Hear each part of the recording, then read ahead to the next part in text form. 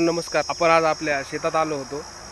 आपण मागं बघू शकता तुम्ही शेणखत कुजवण्यासाठी त्यामध्ये डिकम्पोजर टाकलं होतं पूर्ण, आणि त्याच्यावरून आपण सावलीसाठी ग्रीन नेटचा वापर केला. त्याला अशी बांबू बांधून त्याचं एक शेड बनवल्यासारखं केलं त्याला सावलीसाठी. आणि त्यानंतर आज तुम्हाला दाखवतो रेन पाईपचा वापर करून त्या ठिकाणी सोलारला आपण इथं आपला पूर्ण शेळ्यांसाठी जनावरांसाठी चारा लावलेला आहे.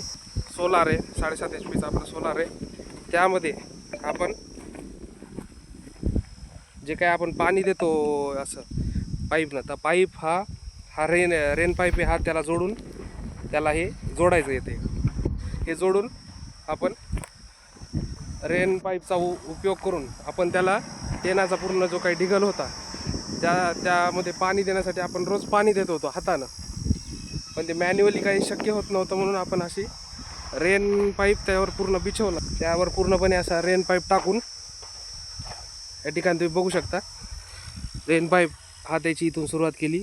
पूर्ण आपण रेन पाईप आतरून दिवसभर सोलार असल्यामुळं पाणी सुरू राहतं. कारण हा शेणखताचा जो काही हे आहे तो जितका ओलावा ठेवला आपण, म्हणजे जवळपास 80 ते 90%, 80च्या जवळजवळ ओलावा जितका असेल तितकं त्यासाठी चांगलं राहतं आणि लवकर आपलं शेणखत कुजवायला मदत होती. कपडा आहे, कपड्यावर असे बांबू लावलेत आपण, बांबूचा पूर्ण ढाचा बनवून त्यावर हा रेन पाईप आथरलेला आहे. पूर्ण सर्वीकडं पाणी जातं आपल्याला इकडं, आणि मॅन्युअली देण्यासाठी यामध्ये आपण उभं पण राहू शकत नाही. पाईपनं जरी द्यायचं झालं तर कुठंतरी पाणी जातं, कुठं नाही जात, असं होतं. 600 रुपयाला आपल्याला रेन पाईप मिळालाय. एकूण बांबूचा वगैरे खर्च करून 2000 मध्ये पूर्ण होऊन जातं.